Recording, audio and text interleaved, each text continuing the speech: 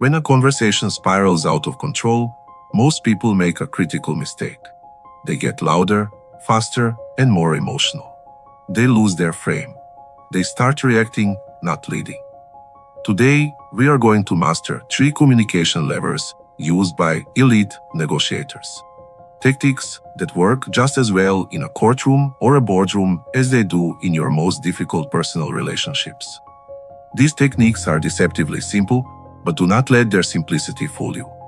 True power often hides in the basics, because complex techniques require constant training, while simple tools can be used the moment you finish this video.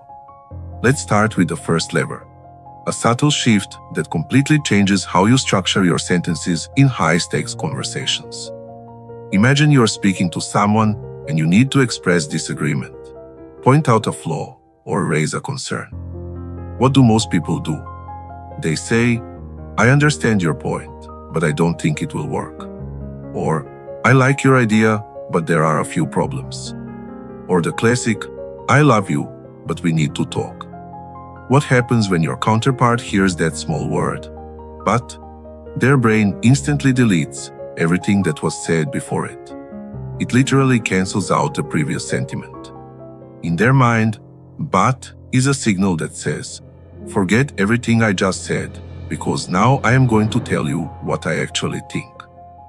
Everything that came before it is reduced to empty politeness. Research in psycholinguistics shows something fascinating. When people hear the word "but," activity in the brain's regions responsible for trust and openness drops sharply. The person physically begins to shut down. This is universal across cultures. Whether you're speaking English, Georgian, or Chinese, using "but" creates a sense of confrontation.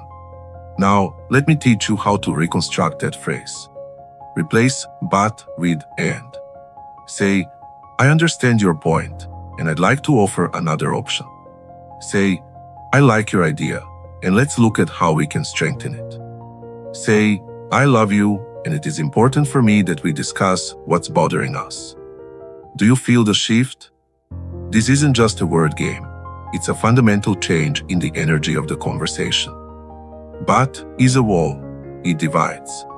It suggests that either you are right or I am right. "And" is a bridge. It unites. It suggests that we can both be right. Let's find a solution together. Take a real-life example. Suppose your child comes to you and says, "I don't want to do my homework. It's boring."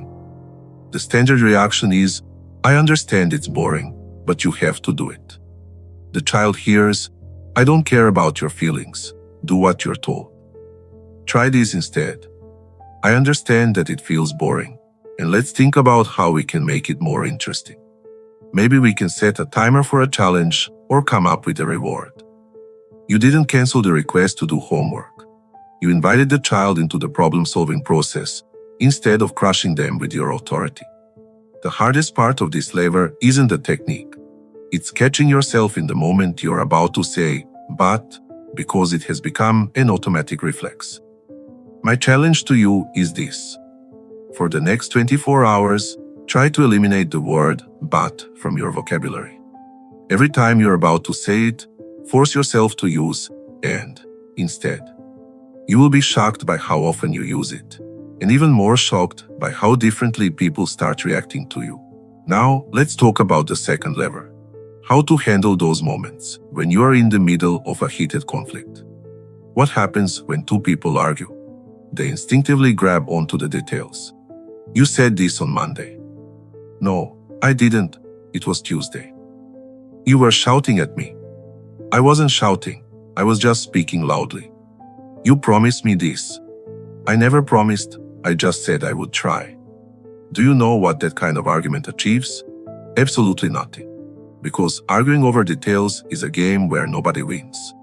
Everyone remembers the situation through their own biased lens, and everyone has their own version of the truth. The longer you stay trapped in these details, the deeper you sink into the mud. In fact, neuroscientists have found that when two people are in a conflict, their brains literally encode memories differently. Two people can experience the exact same conversation and remember it in completely contradictory ways. Both of them will be 100% convinced they are right. This isn't about malicious intent. It's just how the human brain processes stress. So, debating who said what and when is meaningless. It's like arguing about what the color red tastes like. There is no objective truth to be found. Here is what top-tier negotiators do in these situations. They elevate. Instead of arguing about the minor private points, they move to the core. They address the real problem hidden behind the details. Let's look at how this works in practice. Imagine your partner is upset because you are late for a date. They start arguing about how you are always late. You respond, "No, I'm not. This is the first time it happened." Stop. You're in a dead end. Instead, say, "I hear you and I understand that my lateness is a real issue. And I want to talk about what's really going on behind this. Tell me, how does it feel for you when I'm late?" Notice the shift. You stopped arguing over the facts, which everyone remembers differently anyway, and you move to the emotions, the real source of the frustration. And in moments like these, it often turns out that the lateness isn't the problem at all. Maybe the person feels insignificant, or they have a fear of abandonment, or your lateness reminds them of their childhood, when their parents would forget to pick them up from school. That is the real problem. The lateness was just a trigger. Take a workplace conflict, for example. Two employees are arguing over whose fault it is that the project failed. One says, "You didn't send the data on time." The other replies, "You never said it was urgent." The first one says, "I sent it on Monday." The second says, "No, you sent it on Tuesday." And the word urgent wasn't even there. This can go on forever, and it will resolve nothing. Now, imagine a leader steps in and says, "I see that you both have a communication breakdown, and that's a critical issue because the entire team's success depends on it. Let's not discuss who is to blame. Let's discuss how we can build a process so this never happens again." Simple, right?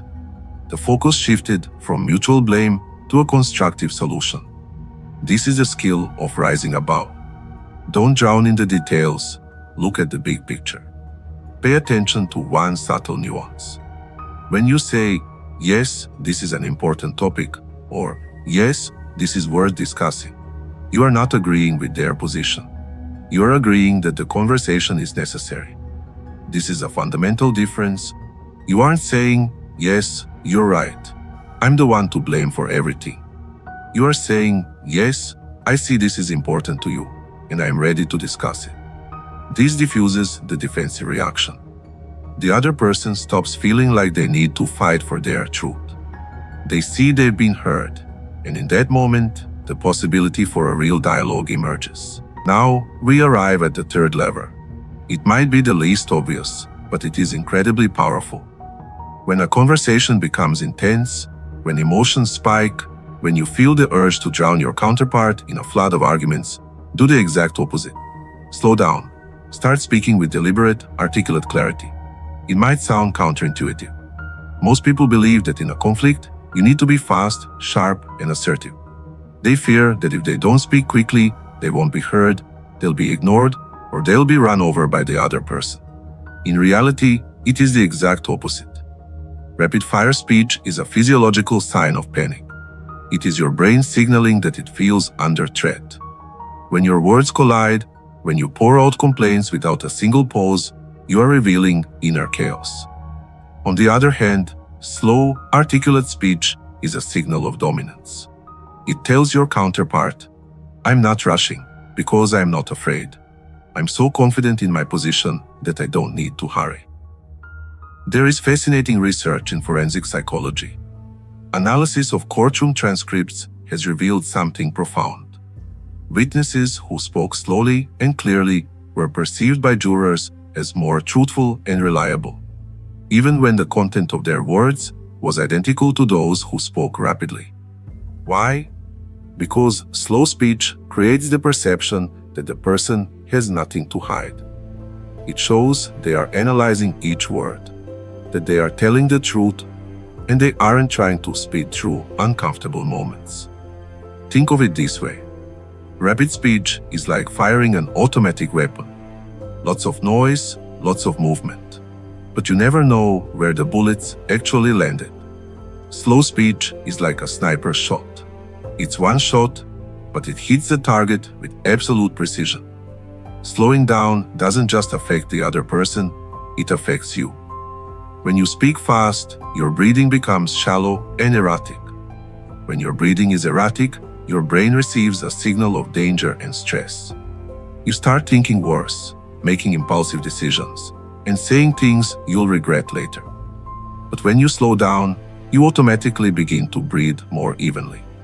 And even breathing tells your brain, everything is under control. You can think calmly. It's simple physiology. You cannot be in a state of blind panic while speaking slowly and clearly.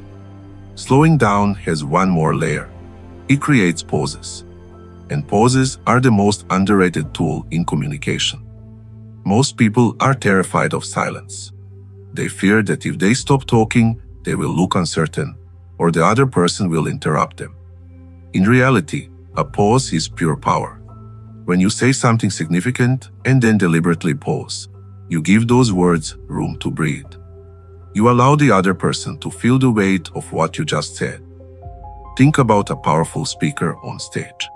They say, and here is the most significant finding of our research. And then they pause. They create tension. They force the audience to focus. They are essentially saying, pay attention. What I am about to say next is vital. The same works in everyday life. You say, I have something to tell you. Pause. I have made my decision. Pause. That silence carries more weight than 1,000 words. Combine these with articulate pronunciation. Don't mumble. Don't swallow the ends of your words. Enunciate every syllable as if every word is important, because it is. When someone mumbles, it creates a sense of unreliability, as if they don't believe what they're saying themselves. But when you articulate clearly, it projects confidence and command over the situation. Observe any successful orator, high-stakes politician, or business leader. They almost never rush. They speak at an unhurried pace, they use pauses, and they articulate every word as if it were wisdom. Trust me, this isn't a natural talent. It is a skill that can be developed. Take a simple text, read it out loud twice as slowly as you normally would, and enunciate every syllable. It will feel strange at first, maybe even funny, but after a few days of practice, you will feel the control you have over your own pace. And the next time you find yourself in a tense conversation, you will be able to consciously switch to this mode. So let's summarize the 3 levers that work in any difficult situation. First, replace but with and. Stop dividing and start uniting. Instead of confrontation, build collaboration. Second, do not get trapped in the details. Rise above. Stop arguing over who said what and focus on the essence, the real problem that can actually be solved. Third, slow down and speak clearly, especially when you feel the urge to speed up. Slow, articulate speech is power. It is command over the situation. These techniques are simple, but do not confuse simplicity with lightness. For these tools to work, you must use them consciously and regularly until they become a natural part of your communication. And what happens when you master this? People start reacting to you differently. They begin to feel that you are a person with whom even the most difficult topics can be discussed. They realize you won't explode. You won't get bogged down in petty arguments, and you won't lose control. They will see you as someone with whom a solution is always possible, not someone who is looking for a verbal duel. This isn't about manipulation. It is the true art of communication. And it is available to anyone who is willing to put in the work. Because words are not just sounds. They are tools that shape your reality, your relationships, and your opportunities. Use these tools wisely. If you found this video valuable, hit the like button, share it with someone who needs to hear this, and subscribe to Hidden Truths to own your frame. Thank you for listening.